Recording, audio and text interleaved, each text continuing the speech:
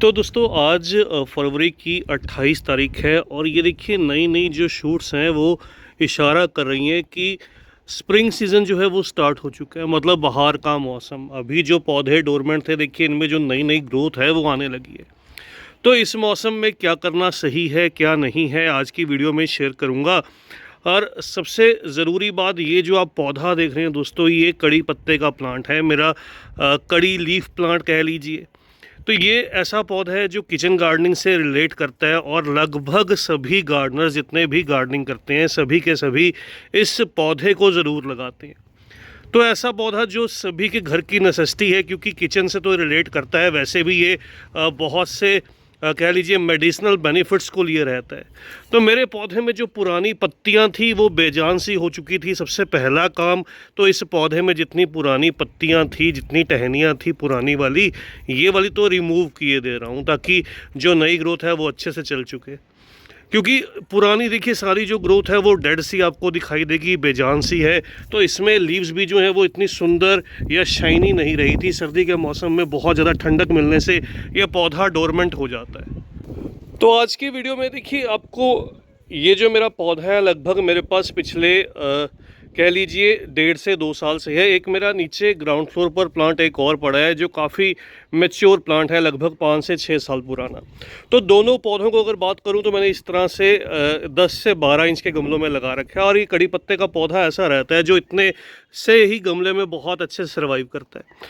तो आज की वीडियो में जो मेन चीज़ मैं आपके साथ शेयर करना चाहता हूँ वो देखिएगा, बहुत से कमेंट्स आते हैं क्या पौधों की ट्रिमिंग और रीपॉटिंग एक साथ की जा सकती है। तो ये चीज़ है।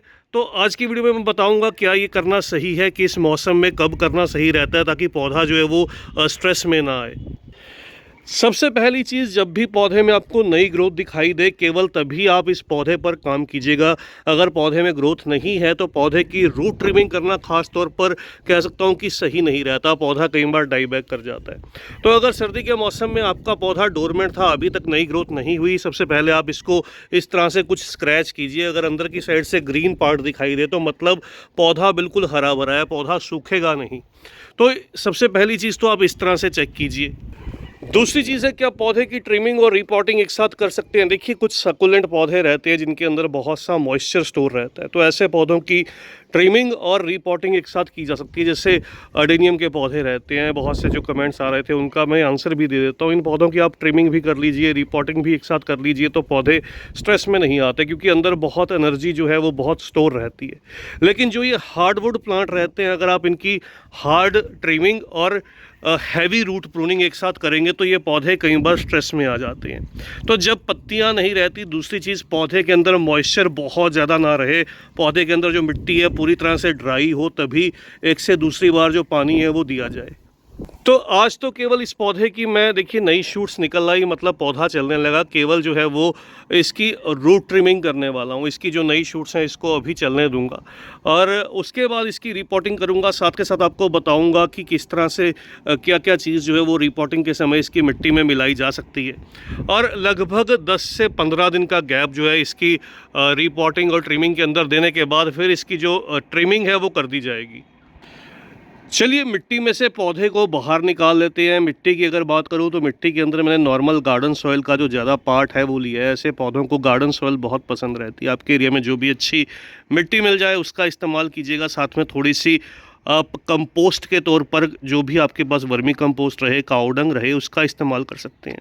तो ये एसिडिक सॉइल लविंग प्लांट है। आपको बता दूं इन पौधों में जो मेरे दोस्त कहते हैं हमारे पौधे में खुशबू ज़्यादा नहीं रहती, पत्तियों में खुशबू नहीं आती, तो आपकी मिट्टी एसिडिक रहनी चाहिए। इन पौधों को जो छाछ का पानी है वो बहुत पसंद रहता है, उससे सॉइल जो है वो एसिडिक बन जाती है। दूसरा सॉइल जो एसिडिक बनती है वो कह सकता हूँ कि जब भी आप पौधे को अच्छी क्वांटिटी में गोबर की सड़ी हुई खाद देते हैं, नाइट्रोजन हाई रहता है, तो पौधे की जो मिट्टी है वो एसिडिक रहती है।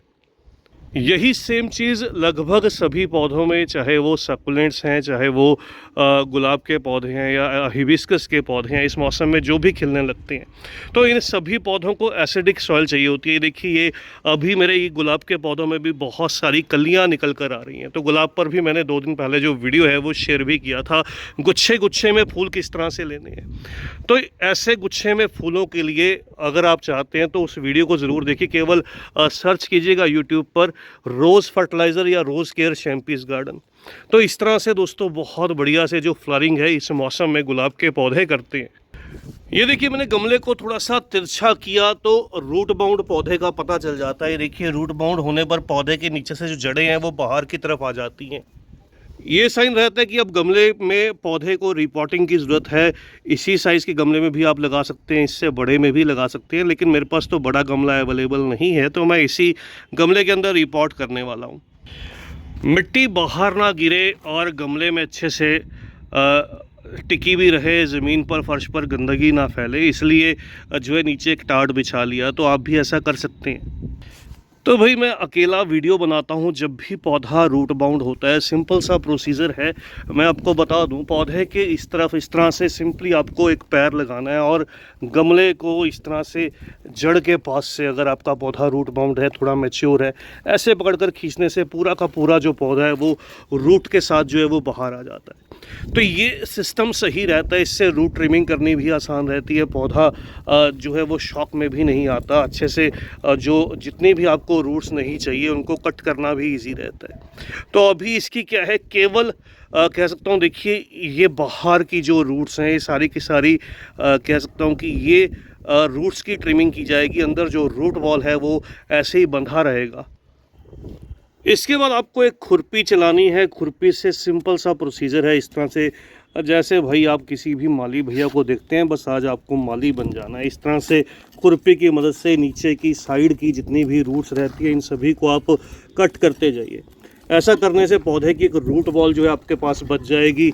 जितनी भी ये फाइब्रस रूट्स हैं इन सभी की दोबारा ग्रोथ होगी। फाइब्रस रूट्स जो है वो साइड से निकल जाएंगी। तो बस इस तरह से जल्दी से पौधे की रूट्स को क्लीन किए देता हूँ, फिर आपके साथ जो है वो शेयर करता हूँ। तो ये देखिए दोस्तों, जितनी ज़रूरत थी हमने उतनी जो रूट्स हैं वो क्लीन कर दी हैं। पौधे की मिट्टी को थोड़ा सा इस तरह से जो है वो साफ़ सुथरा सा कर लिया है। जितनी भी रूट्स थी बीच में से निकाल दी हैं और छोटे छोटे आपको केचुए भी बीच में दिखाई देंगे। ये साइन है कि सॉइल बहुत पोरस है। यही गोबर की खाद को जो है वो डिकम्पोज करने में हेल्प करते हैं। यही गोबर की खाद को जो है वो वर्मी कंपोस्ट में जो है वो कन्वर्ट करते हैं। तो ये देखिए ये रूट्स थी जो हमने बाहर निकाल ली, तो इसीलिए भाई ये तसले का इस्तेमाल किया था। इसके अंदर अब आप वर्मी कंपोस्ट ऐड कर सकते हो, गोबर की खाद ऐड कर सकते हो, लेकिन मेरी मिट्टी के अंदर पहले से बहुत जान है, केवल मुझे रूट ट्रिमिंग करना था। और आप चाहें तो लगभग आधा चम्मच जो है वो इसके अंदर बोनमील और आधा चम्मच नीम की खली का भी इस्तेमाल कर सकते हैं, जिससे पौधा स्टेबल होगा, अच्छे से ग्रोथ जो है वो स्टार्ट कर देगा।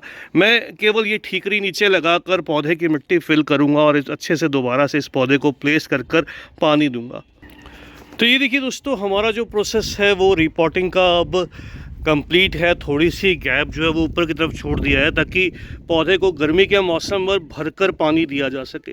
तो इस तरह से 1 आध इंच का जो गैप है आप छोड़ दीजिएगा। बाकी मिट्टी, खाद, जैसे मैंने बताया, सब चीज़ों से फिल कीजिए। और अभी पहली बार पानी देते हुए आप चाहे तो सीविड लिक्विड, इस तरह से सीविड लिक्विड मिल जाता है इजली ऑनलाइन भी, सीड शॉप पे भी। इसका लगभग 3 से 5 ml 1 लीटर पानी में अच्छे से डिज़ोल्व करके पौधे को थॉरली वाटरिंग, जिसको कहते हैं ना कि पानी ड्रेनेज होल से बाहर आ जाए, ऐसे पानी दीजिएगा। और पौधे को आप अभी के मौसम में तो खैर अगर धूप बहुत तेज़ नहीं है तो सनलाइट में प्लेस कर सकते हैं। अगर गर्मी बहुत ज़्यादा आपके एरिया में तो सेमी शेड में लगभग जो है वो 3, 4, 5 दिन के लिए प्लेस कीजिए, फिर इसको सनलाइट में जो है वो शिफ्ट कीजिएगा।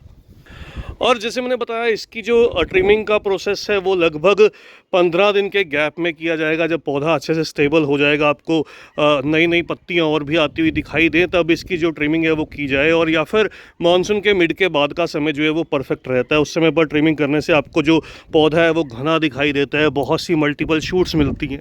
तो जो लोग कहते हैं हमारा पौधा बुशी नहीं बनता, वो चीज़ इसी तरह से बुशी बनता है पौधा।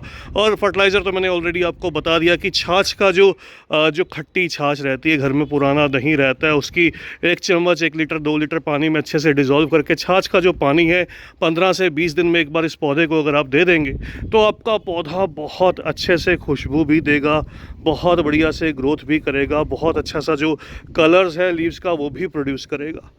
तो बस दोस्तों, आज की छोटी सी वीडियो में इतना ही। ये देखिएगा जो सीडलिंग्स मैंने रिपोर्ट की थी, अभी उनमें जो ग्रोथ है वो दिखाई देने लगी। बहुत जल्द इनमें नई नई लीव्स निकलने लगेंगी और लगभग 1-2 महीने में ये थोड़ी बड़ी बड़ी सी दिखाई देंगी, फिर इसको जो है वो मैं चेंज के पॉट में शिफ्ट कर दूँगा।